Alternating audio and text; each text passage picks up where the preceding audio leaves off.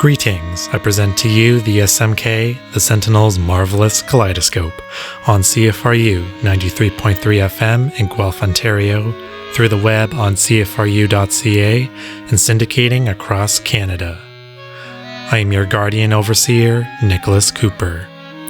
We will be looking inward and beyond along the branches of progressive, fusion, and alternative genres, a mesmerizing anomaly, and other unique discoveries near and far. Join me as we gaze into the audible lens out at the diverse musical landscape on the ever-changing horizon.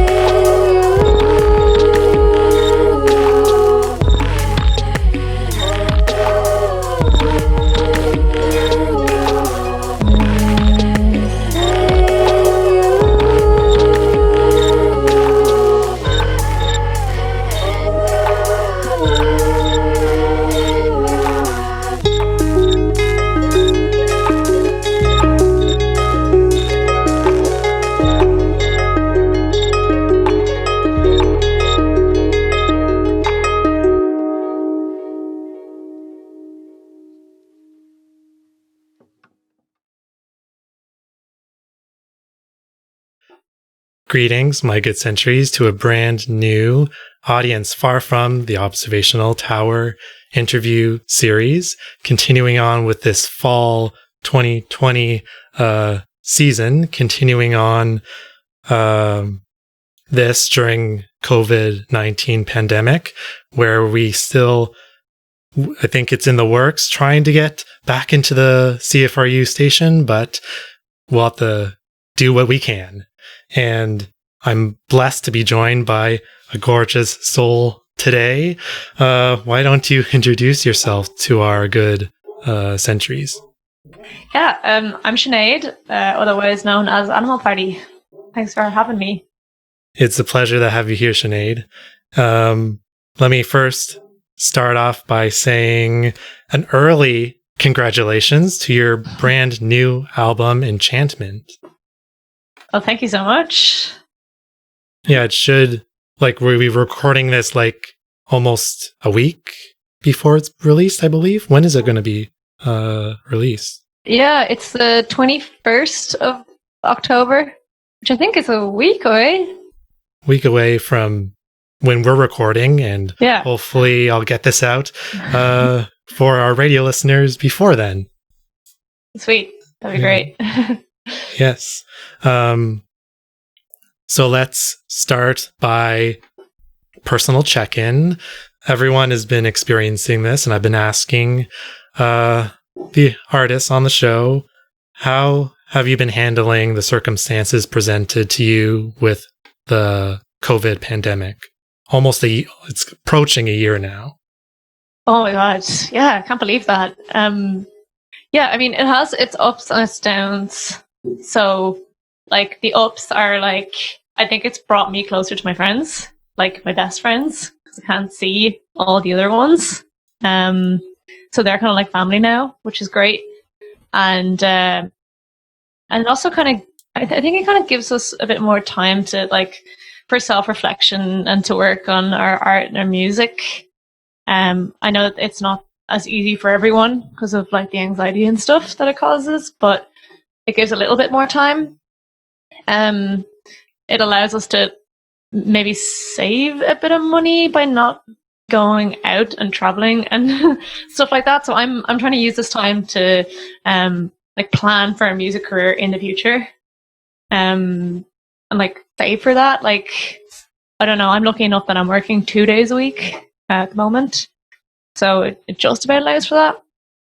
But I guess, yeah, it's very frustrating, as you know, the whole situation, the governments of the world, favoring the economy over humans.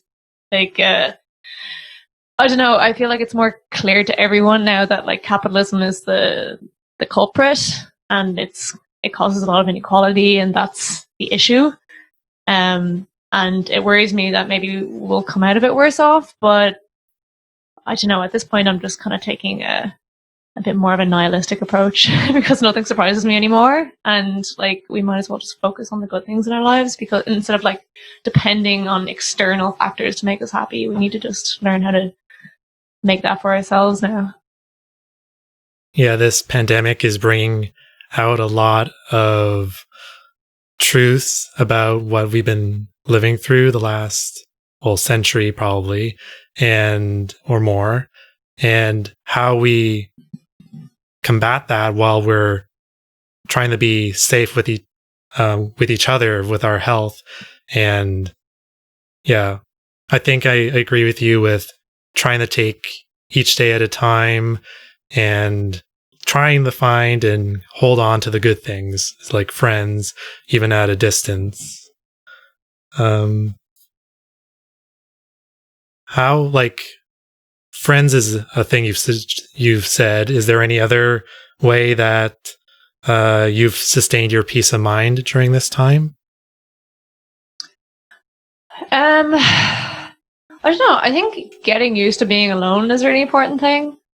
I was able to bunk in with Astrolobe Paul for a good part of it. But now I have roommates. I mean, they're great. But also, yeah, just being used to being alone, pre-pandemic times, there's always that pressure to go out and be social. And I don't know, I've really learned to appreciate my time on my own, because normally I'd be like, oh, what do I do? Okay, I'll just go out. But now I'm like, oh, what do I do? I have to like actually think of something.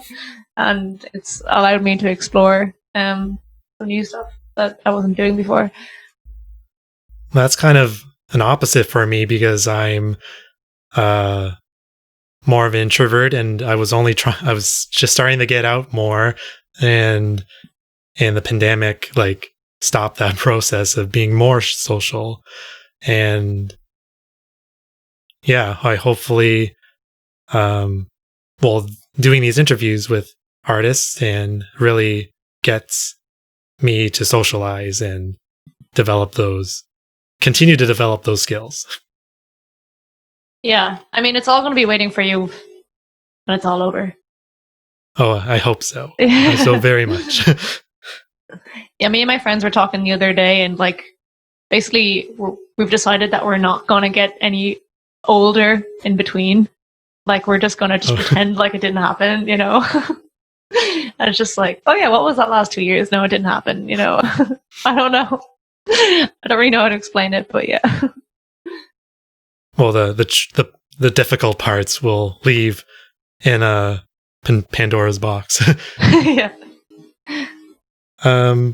Has there been any new, like, or you've mentioned trying to learn how to be alone? During that process, have you learned any picked up any new hobbies or learned skills or new knowledge at this time?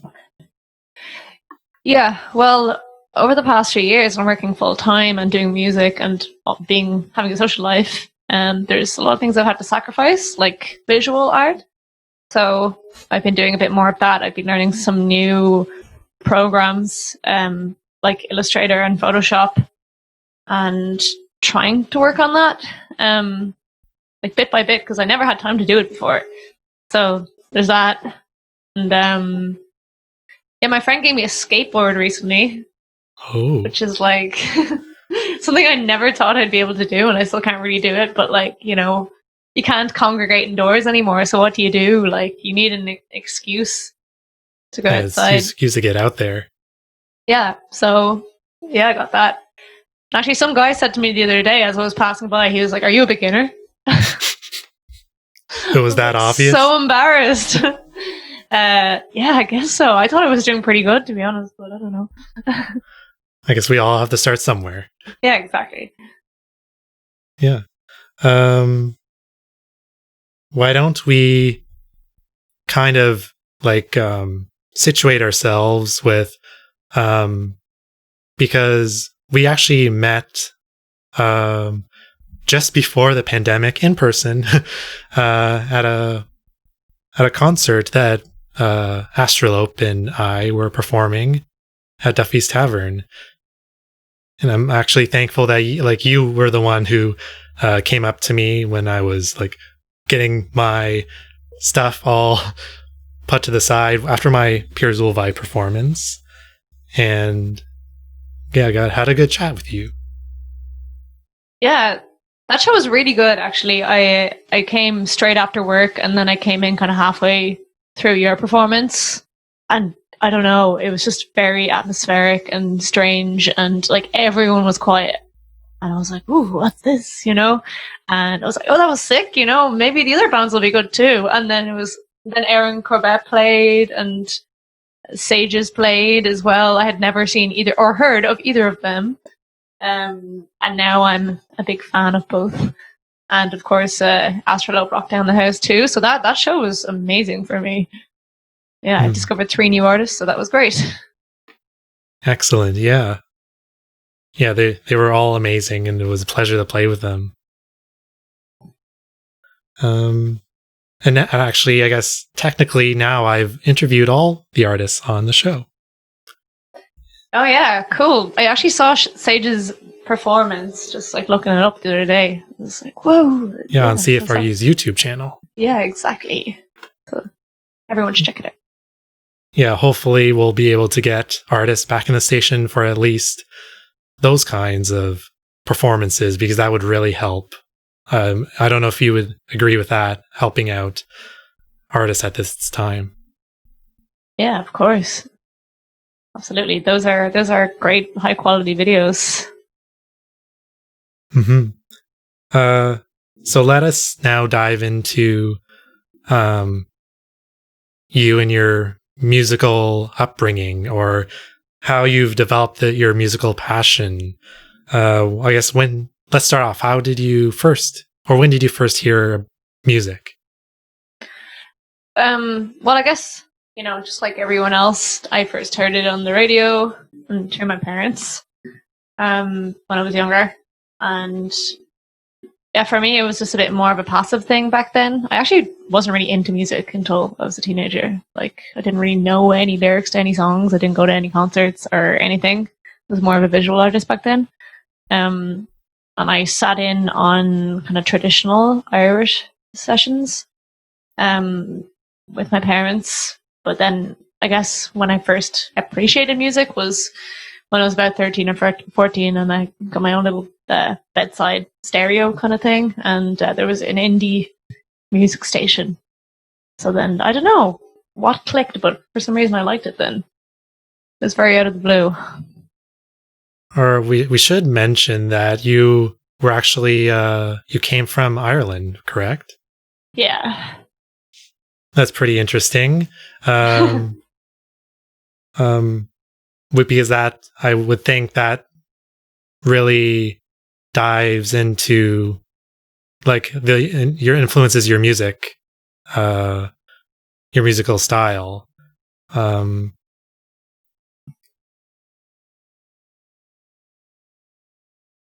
Or how much of that, of your of Irish music, do you think speaks for your music, in your music, I should say? Yeah, it's funny because at one point I was hanging out with a lot of rockers, I guess when I was like 16 and 17, and they all thought Irish music was so lame, so I had to kind of keep it a secret that, I grew up with it and, I'm into it. Like, I did Irish dancing from the time I was 4 until I was 14, so that was 10 years. There's some funny videos that still exist of that. But that's all to Irish music. So, that would have been a big part of my life 2-3 times a week, dancing and Irish music. And also, when I was younger, my parents brought us on a lot of trips just around the country, just seeing different parts of Ireland. And in the bars, like down the country, there's people just jamming like traditional Irish music all the time. And we would seek out those sessions. They'd be in small villages and towns and stuff like that. So I was like mesmerized by this type of music when I was younger. And I think it does reflect on my music, just in terms of kind of maybe the modes I choose to compose in, and some of like the ethereal nature maybe that some of it has. I don't know if it does or not, but yeah. Or is Irish? Like, I don't know a whole lot about Irish music, like, I guess in depth, but do they play in different modes of music? Yeah, the main one is the Mixolydian. Well, I guess it's like a famous Irish mode. I don't know. It's the flattened seventh. If you know the 8 degrees of the scale, it has a flattened seventh. So I like playing in that, and also Phrygian, which is kind of more of a medieval kind of sound. I really, really like that too. So like this really kind of old, ancient kind of sounding music I'm really into. Yeah, like I use some of those modes for my own music, and it does bring out like a special feeling and tonality as well to the music, and just it's kind of an abstract kind of universe that it brings out in the music. Yeah, definitely. It's a completely different mood. Oh yeah, mood is a good word. So what was your first instrument that you picked up? It's funny, I was just thinking about that because I want to say guitar, but it actually wasn't. It was the recorder. The recorder, I think I started that because we were doing it in school when I was about 6 or 7.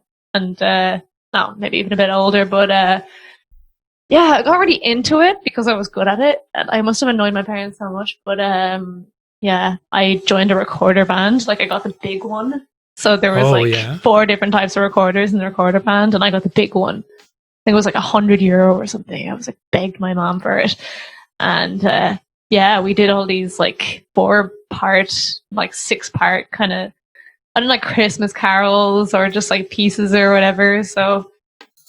And then, yeah, I was thinking about playing the saxophone or something after that, but then my brother was, I think he was 8 or 7 or something like that, and he was really too young to start lessons. But the school said that if I joined the lessons with him, I could do that. So the guitar was really the main one, I would say, that kind of started me on my musical journey. Like when I first got to know your music, the main thing I was seeing and hearing is the harp, which I kind of see behind you right now. Oh yeah. When did you pick up the harp? The harp, I picked that one up when I was 25, actually, so it wasn't that long ago.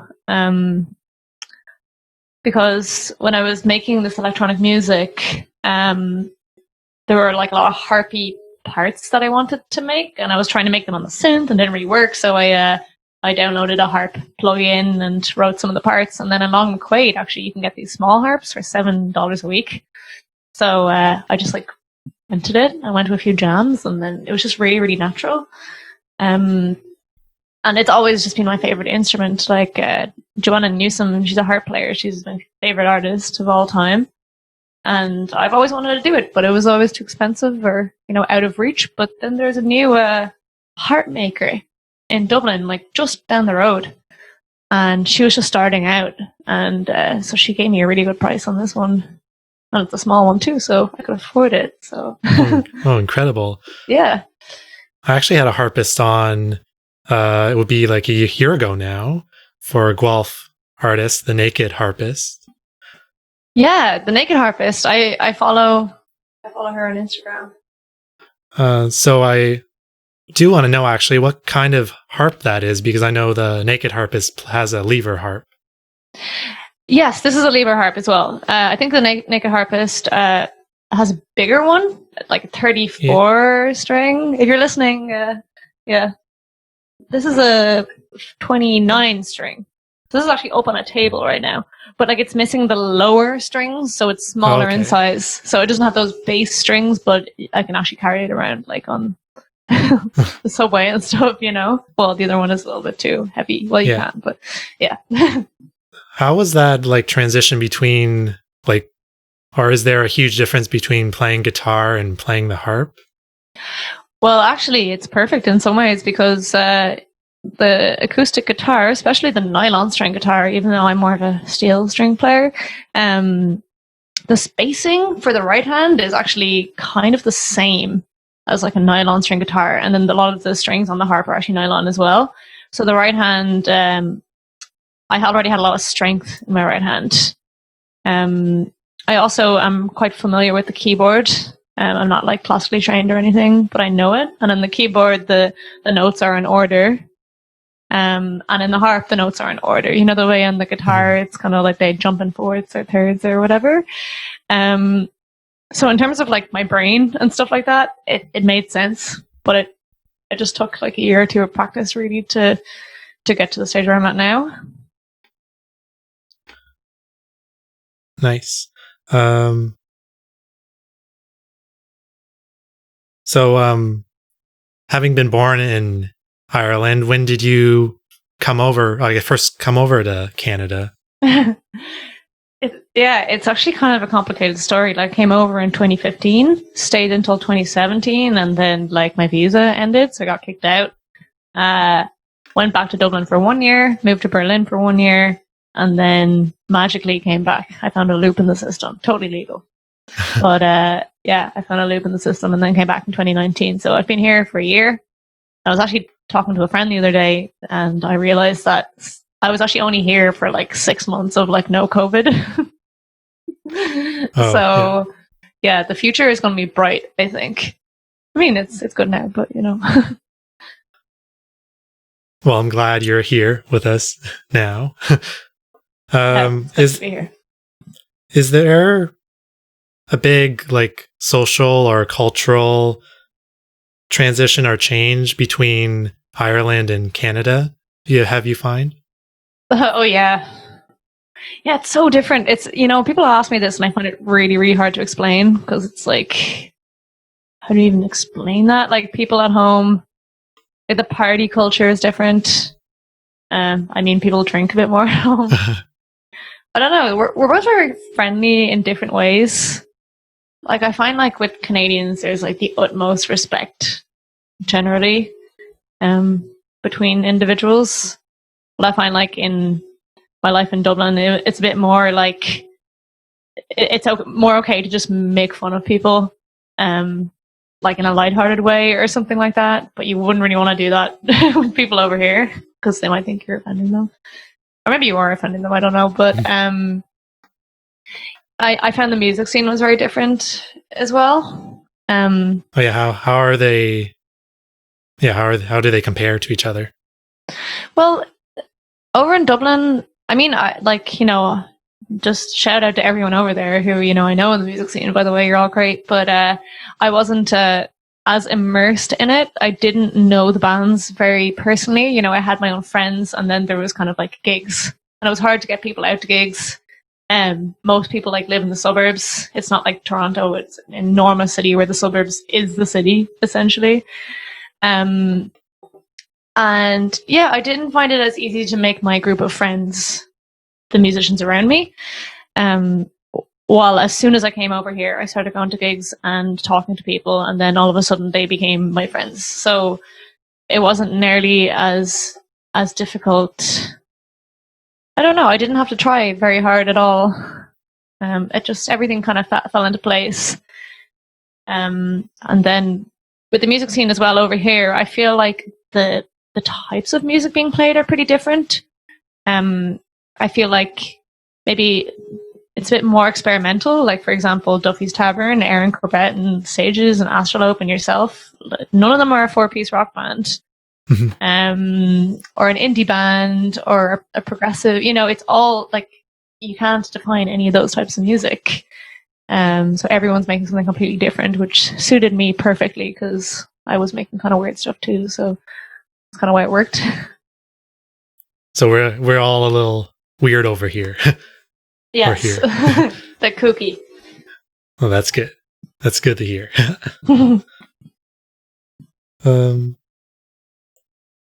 Now I want to now dig into your solo project, Animal Party. I want to read your on Bandcamp. You have a perfect little bio sentence, which we can honestly dig into each little segment, and I can ask you questions on them. Is that good with you? Yeah, sure. So here, reading off Bandcamp, Animal Party paints imagery of natural phenomena related to the human condition and her own personal experiences through music by blending dance textures, ample beats, organic and synthetic sounds. I almost tripped on my own writing there. So let's start off. How did you think up the title or your name, Animal Party? What does it mean? I definitely wanted something to do with animals because just animals are the best. I love animals. So I was thinking about all these things.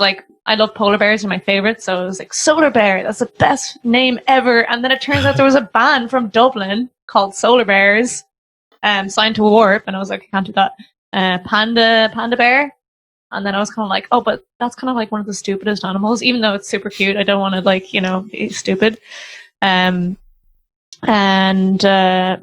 Red Panda, not Panda Bear. Panda Bear is also a band. And then I just thought animal what?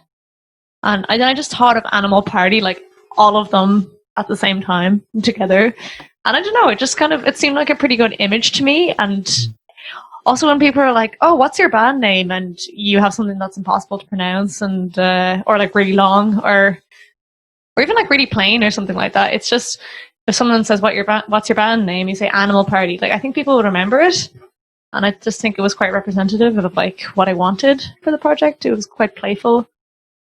Yeah, it does have a playful sound to it. And now, like, that you've explained it with all the vision of all the animals, it does fit your music because you like to blend thick textures of sounds together. And that fits. Yeah, I think so. I've never looked back on it, to be honest. I've never wanted to change it, so. Nice. And, or actually, I should ask, when did you start using this moniker? In 2015. Yeah. 15. So 5 years. Yeah. Leading up, I guess. That's crazy. But yeah. There's a lot of imagery that I've listened to your new album already, which we'll get to talking about that soon. And I have visions of different things, like vivid apparitions, I should say. Is that something you want listeners to, or sorry, is that what you want your music to bring out? Like different images instead of some like concrete, I don't know if you know. Or yeah, no, I do. I do know what you mean. Yeah, definitely. I find when an artist, or definitely in terms of myself, when you let music out into the wild, like it almost isn't yours anymore. You know, it's open to the interpretation of others, and no one interprets it the same way as you. Like I have a lot of things to say and a lot of feelings to talk about, but you know, I don't want to just like talk about myself and ask other people to listen to it, you know.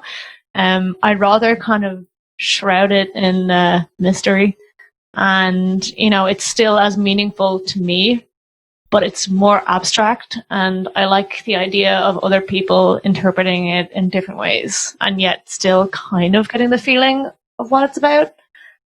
That gives me comfort. I think a good description that I thought up is like your music is, or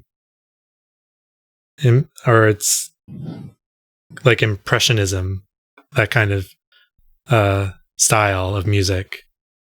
Would you agree with that? Yeah, I do actually. That's great. Yeah, like abstract impressionism. Yeah, I think so. I think so, because yeah, it's all metaphors, you know. Like one line is about one thing, and then the next line is about something completely different, but it still has the same theme. I don't know. Well, I'm glad you think anyway. Uh-huh.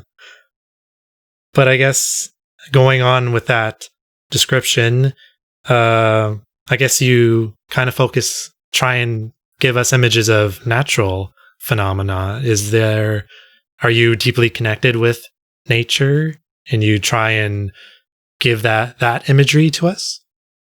Yeah, definitely. How do I put this? I think a lot about people living day to day and their relationship with society and the other people around them.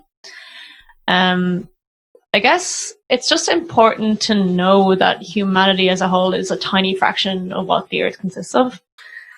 Like I'm constantly thinking about the role of the human condition, and that what it has on nature and vice versa. And, you know, ultimately it's all the same thing.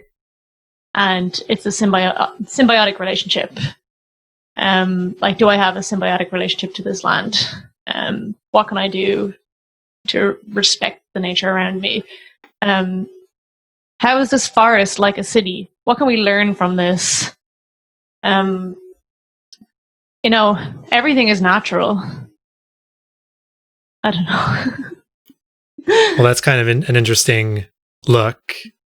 So like, I guess some people might say that like cities aren't really natural, but I get your point where us being part of humans, I should say, being part of nature us like evolving and building stuff is kind of natural.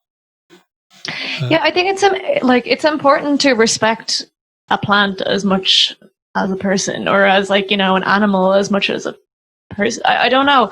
I guess that we're getting into some maybe deep people won't like that. I don't know. It's just like it's important to respect everything around you. Like, you have a relationship with it. If it wasn't for all of this, like, nature existing, you wouldn't be here. I don't know. I guess it's kind of like hippie kind of stuff, but it's true.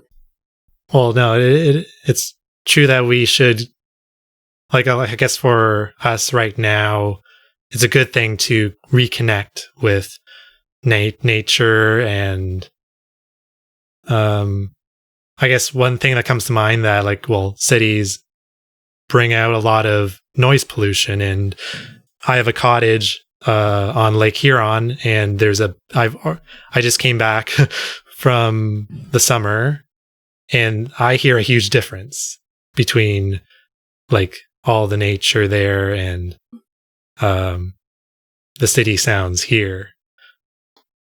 And it's good to make that connection and appreciate it and be grateful that we have that, and to try and do better to help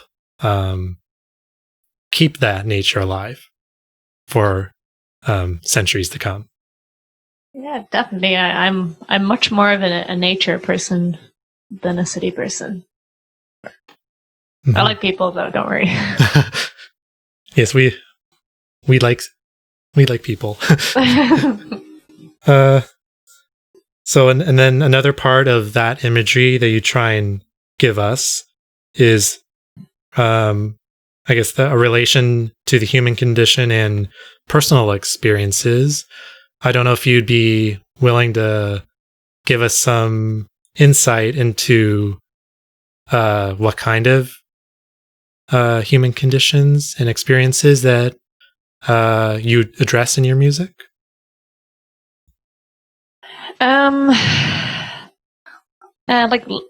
Like loneliness. You can live in a city with millions of other people and still feel lonely. Or you could feel smothered. It's like the opposite, the human condition, like, just, I don't know. There's also like general existential dread, with climate change and just general like death and stuff, like, yeah, we're all going to die anyways, but, everyone knows that. And I think that's really interesting. We keep trucking on. Yeah. Yeah. Yeah. I certainly can't really hear death coming from your music. Maybe you can venture into death metal. Well, there was like, okay, so for example, it's actually from a previous album, but there's some lyrics that are let's say, when I die, it's just the same. I still have mountains in my veins, and it's kind of like, when we die, we'll go back to the earth and become something else, and that's the connection I feel to it. I don't know if that makes any sense. No, that makes sense. But like, it's a positive way of thinking about it, Yeah, bringing a lighter air to an ending of sorts. Yeah, like, it's positive nihilism. Mm-hmm. So now we get into like the music itself, which like I've mentioned before, is truly a dense textures that you try and bring together. I don't know how it compares to your other or past works, but do you have an affinity to trying to fill the musical space with lots of dense sounds and like bunch of interacting layers? Yeah, I do think so, actually. I started off playing the guitar, and I was really into finger picking.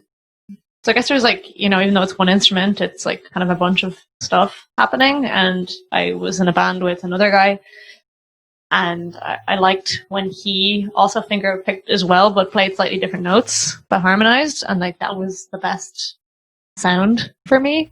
Also kind of like math rock and stuff like that, with those like polyphonic kind of guitar parts and stuff like that I was really into. So, when I got Ableton and I could make as many parts as I want, I realized you can just put down, there's nothing stopping you from putting down as many as you want. And you can make really interesting textures. You could start off with one part, and the texture you end up in the end, could be in a completely different key. It could sound completely different. So it's all just like an improvised jam, like the whole way. Yeah, it seems like Ableton is a good resource to have for electronic music, because Paul Astrolabe mentioned Ableton in our interview. Yeah, I mean, you should try it out. It's really cool, especially for you're somebody who loops, so it's just that really, but as much as you want. Yeah, and also for a monophonic instrument like bass clarinet, that'll go far for me. Far for me. Yeah, exactly, and you can discover things about yourself musically that you didn't know before. Mm-hmm. Yeah, so I guess with that kind of program, you were able also to add electronics to your sound. When did that part, electronics, come into your music? Or has it always been part of your music? No, not at all. I actually didn't like electronic music until my early 20s. Just I don't know, I was a snob, I liked folk music and rock music and stuff. Oh, you focused on one genre at the I liked a lot of things. I liked heavy music as well, but just electronic music is boring. I don't like dance music. But then there were some artists, so say one that I really like is Fortet, and I was just mesmerized. It was very hypnotic. So I started taking apart the music and kind of getting a pen and paper out and be okay, kick first 4 bars, and then a snare is introduced on bar 8, and then the synth number 1 is bar 16, and I started writing out the different structures and stuff like that. And then from there, I got Ableton, and I kind of modeled my music off that, and I got some synths over the years. So it was 2015. That was when I started. Oh, great. What kind of synths do you use? Because I've also been pondering the possibility of maybe adding synth, but there's with a lot of anything, there's so many choices, and you don't know where to start. Yeah, well, I mean, if you can see, that's the Arturia Mini Brute, and behind it there is the Roland Gaia. That was the first one I got. And then there's also this thing, which is really fun. God, there's so many cables. This one is sort of like a synth sequencer drum machine. It's the Novation Circuit. Okay. And I have 3 synths in total, but I've gotten them over the years, But I'm actually, I want to start building up a modular system. I have a case. I just don't have any money. But eventually I'd like to start doing that. But message me in private and I can give you all my recommendations for synthesizers. Oh, wonderful. But it sounds like you're also getting some influence from Astrolabe with the modular synth. Yeah. Yeah, well, actually, a lot of my friends, so Astrolabe, another Toronto artist called Fela, Lex Metcalf, and then another Toronto artist called Pick a Piper. They all do modular stuff, so it's actually really handy because I don't even need one. I can just go over to their place and use them. But it's actually kind of hard to kind of get your head around it. So I wouldn't mind just a little kind of setup for myself. but yes, Astro does inspire me a lot, and I do steal a lot of his gear.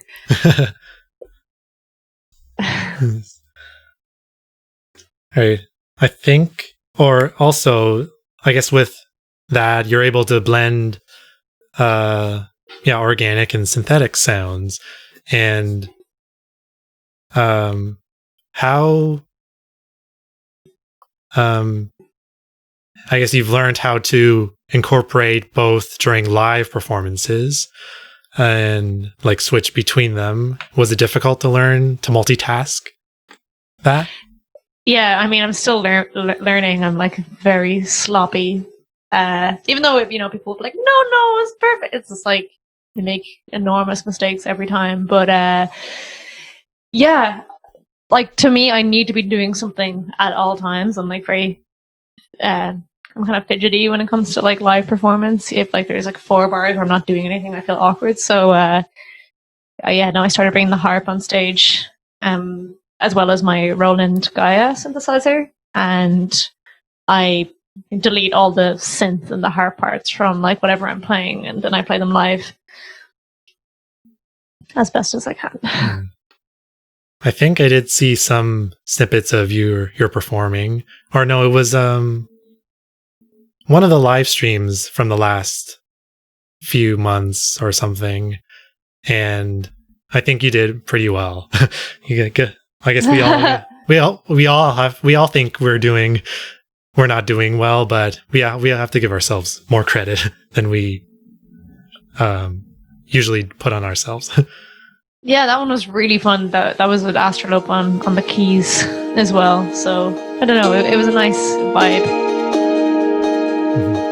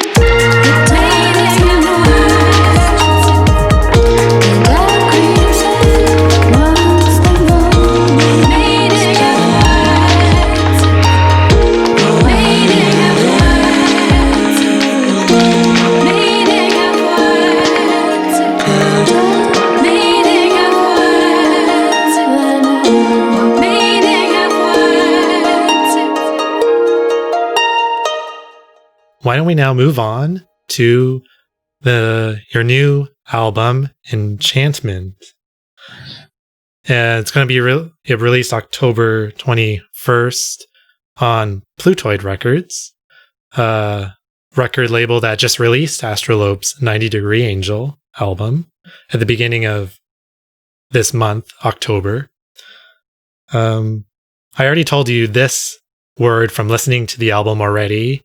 Magnificent. You should be you should be really proud of that album. Oh, thank you. I mean, it's so old now that I'm just like, oh, maybe people won't like it. I don't know. But I like it. So I'm really glad that you like it. So thank you so much. Yeah, like other words I've been thinking up is like effervescent, divine, like dynamic. Yeah, like you told me that this album has taken a few years to develop. Why don't you tell us about how you've recorded the album and its development throughout isn't it 3 years, I think? Yeah, absolutely. 3 years. I had just come back from Canada the first time in 2017, and I really felt like there was a big jump kind of in, I don't know, in my abilities, I guess, because when I was in Canada, the last few months I was there, I was jamming with a lot of people and learning a lot. So when I came back, I set up my studio, and then, I don't know, it was all the inspiration just sort of came. So I'd say about 5 or 6 of the tracks were written when I was in Dublin, in Ireland. And that includes the 3 collaborations. And I guess it's a mashup of everything that had inspired me up to that point. I had really dug deep into a lot of different artists, artists that I didn't know personally and artists that I did know personally. And I knew what I liked, and I was at a point in my creative career where I knew now how to make those sounds. And so in a series of jams, normally I'll kind of do 1 song per day. In a series of jams, I kind of came up with a bunch of songs, 10 which made the album.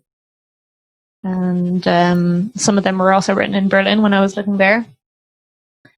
And yeah, I guess everything that made it was probably written in like a flow state of mind. Just like hours and hours of like working and not doing anything else. Like the finishing touches were added this year, and everything sounds better now. But in terms of like the songs that were written, it was all normally over the course of a day. And we say it took 3 years, but I guess there's a lot of in between between the writing sessions. So I'm just bad at finishing things. Oh, I hear you for that. Yeah, I experienced that too. Yeah. What kind of influences can be found on this album? So, well, I guess there's a few different things. So I'll just start off with like artists in Toronto. Of course, Astrolope. There's an artist called Spooky Fish. There's an artist called Pick a Piper. Another one called Sunrain. And I was jamming with all of them. There's another one, Itchy and the Infectious. I was making music on Ableton with all of these people. So I could kind of see what they were doing and what their processes were. So I learned a lot from that. And then I was also listening to some artists that really inspired me. Some harpists like Dorothy Ashby and Alice Coltrane, like jazz harpists. And then some producers like Bat, and another producer called Lowleaf, who's actually collaborated with Flying Lotus a little bit.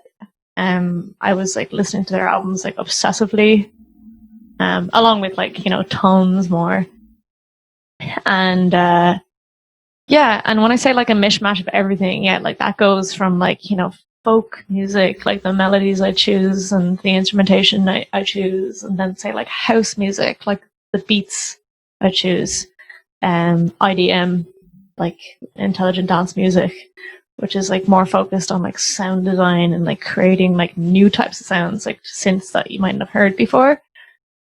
And yeah, in terms of like song structures, like, you know, it's not really verse chorus type music. It's just, you know, whatever, because the music I was listening to didn't necessarily have that. So, I don't know if that answers your question, but it's a mixture of so many different things.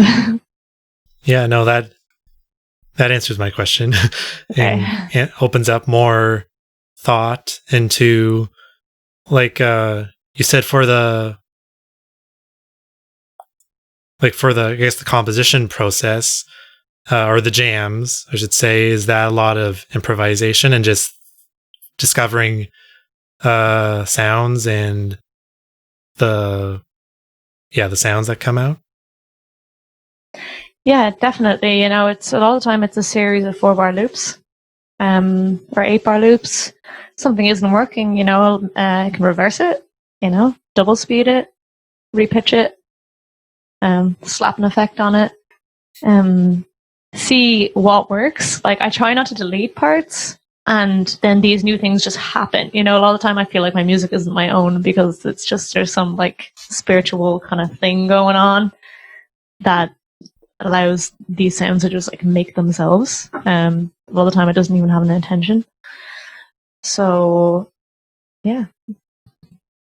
And another thing is lots of different, or a diverse range of like timbres throughout the album. And I guess based on, well, the harp being a major feature throughout the album, but also like there's so many instrumental sounds that can be found there that really colors all the tracks. Yeah, I guess, like, you know, when you think about what will fit, like the harp is the upper range. I have this like mini bird synth here that kind of has like the mid and the lower range in it, and the guitar is just slightly below the harp in terms of its range. You know, with all these combinations of acoustic and electronic instruments, once you choose them wisely, they'll all fit, you know. So that's just kind of what I figured out over the years. Mm-hmm. So maybe we can talk about some of the songs or the tracks off the album, because as I've said, like, they're beautiful, beautiful songs. And and it's like some of them give visions, or most of they all give visions, but some of them seem to come from like a deep place in your mind and soul. Like, I guess we can talk about Sever, which is the opening track, and it's a great introduction into the album. Like, it slowly opens up, and we don't even hear your voice until halfway through. Just, it's a grand opening up to what we can expect from the album. I think you told me that, yeah, for lyrics, it's nothing concrete, and it's more like it's part of like the instrumentation, kind of, or you want it to be more within, or you don't want, sorry, I'm kind of, I don't know. Let me try it again. Yeah.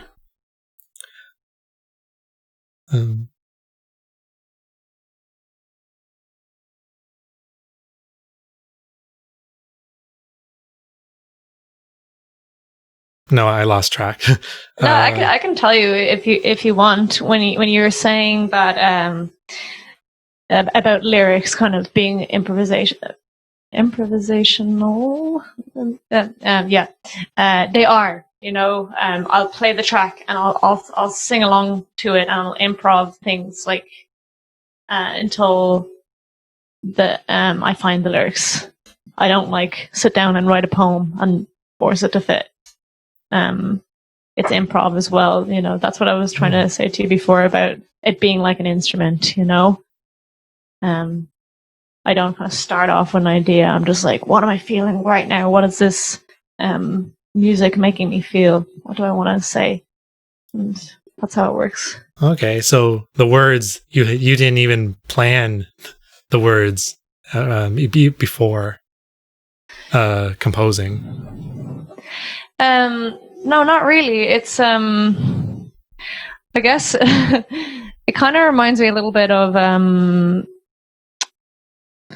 I don't know, just like say like improvised poetry. I don't like improvised rapping or something like that. Not that I could ever do that. But the way these people kind of come up with stuff on the spot, but it's still like the mood is there. They know sort of what they're gonna talk about. But then it all comes up on the spot. Now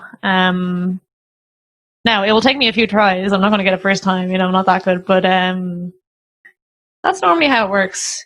And also I find like syllables and stuff like that are really important to me, and like vowels. So like that's almost more important than the words themselves. All right, yeah. Like just the sound of them and how they're perceived, I guess, sonically. Yeah, like there's a few different ways to say different things. And sometimes it's the simpler way of saying it that's going to work the best because it's like less syllables. Mm-hmm. I don't know. So what is Sever about? Like, what do you try and give us with that song? Well, that one is about longing, I guess. And it's funny because it's not even about like one person in particular. I was living in Berlin. I was actually in a long distance relationship at the time. But I was also like longing for other people as well in my life. I was kind of on my own a lot of the time at the beginning. So yeah, it was just that longing for something, that's what I was feeling at the time. Next is the title track, Enchantment, which it is kind of an enchanting piece. And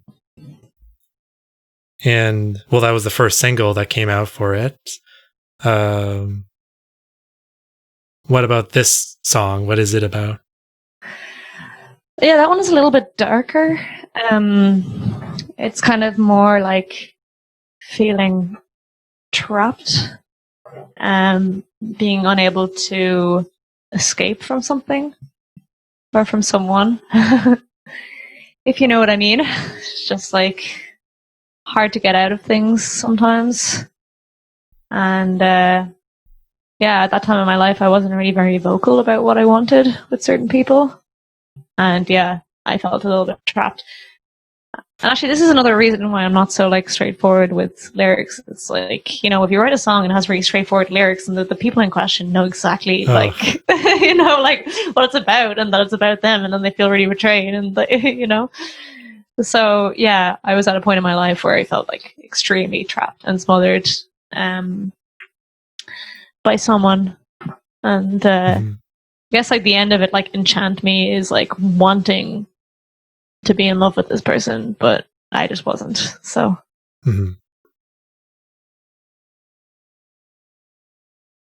another interesting track, well, the next track actually that I found interesting is Levitate, because that gave me images of like a garden party, because I think it's harp, and you actually have I think water sound effects in the background.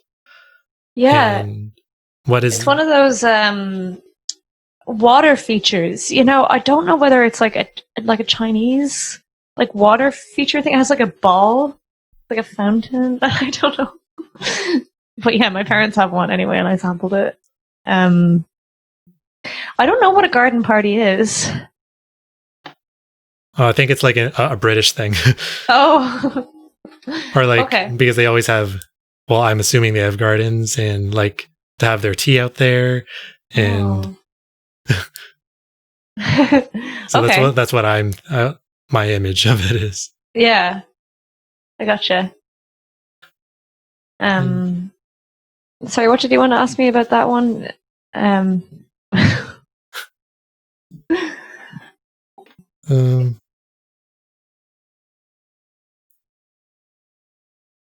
that one is kind of like, you know, it's like helping out a friend that really needs someone, but like the friend is kind of you.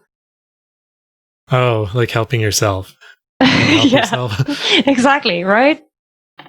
And that's really hard sometimes. Yeah. Yeah, sometimes you need to put yourself in the shoes of someone else. Like, you know, writing a letter to yourself or something could be really helpful. Right. Or one more song that I really want to hear your thoughts on, because I think it's the most soul-bearing song from the album, Abyss. Oh. Like it feels like it felt really emotional to hear you sing that. So I don't know if you want to talk about what you're singing about. Yeah, that song is insane. Actually, it's kind of the most personal song I've ever wrote. I think in ways.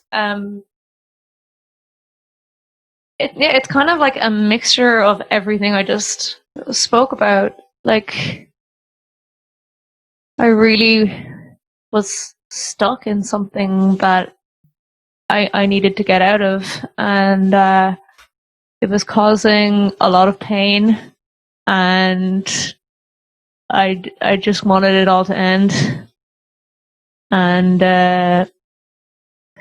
you know, it's like the lines at the end, all that time you knew it was in vain. It's kind of more of a message to myself than anyone else. A lot of the time that happens with my songs, you know, there'll be parts of them where I'm talking to someone else and then part of them where I'm talking to myself. Yeah, again, it's very, very abstract on like a bunch of like very dark feelings.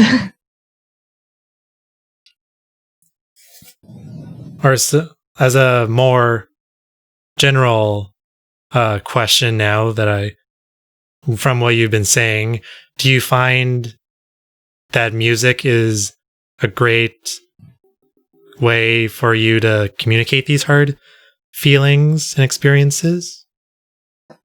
Yeah, definitely. I mean, I think, well, depending on the person or the musician, like it can allow us to be very, very honest with ourselves, really.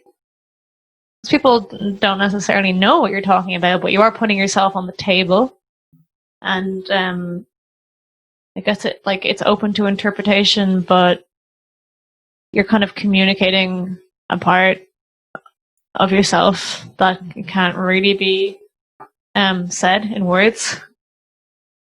And yeah, I mean, when I'm hanging out with my friends, I don't want to talk about really sad things, you know, or you also don't want to like burden people. So like music can be your best friend in a way, you know? Mm-hmm. Well, thank you for sharing that. Yeah, when I play, I think it's a great way to be vocal. Yeah, definitely. Is there a favorite track on this album for you? Yeah, probably Abyss. Yeah. When actually, I wasn't going to release it because I could just never get it perfect. Because it meant so much to me that it was perfect because it's my favorite song. Yeah, so that one.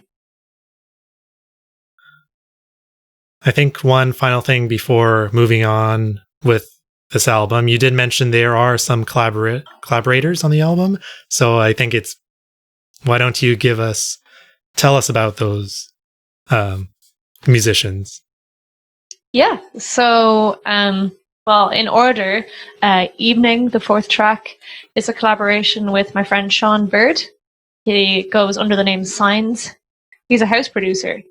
It was really cool, actually, because we had never done anything of the sort before. He had been producing music for years. And he just came over to my house one day, and we just hung out and started making a track. And I'm really, really into that song, and I'm really, really happy that he was a part of it. Check him out in Bandcamp. The second one, Witch Hunt, was a collaboration with Camilla Jones. Her real name is actually Lou, Lucy Slavin. I did a whole EP with her 2 years ago. So it was like Animal Party featuring Camilla Jones, the Phantom EP. But Witch Hunt was actually the first song we did together before we even did the EP. So she's a singer-songwriter. Her music is completely different to mine, but she just has the most heavenly voice. She did all of it in one take. She actually played the violin on the track as well.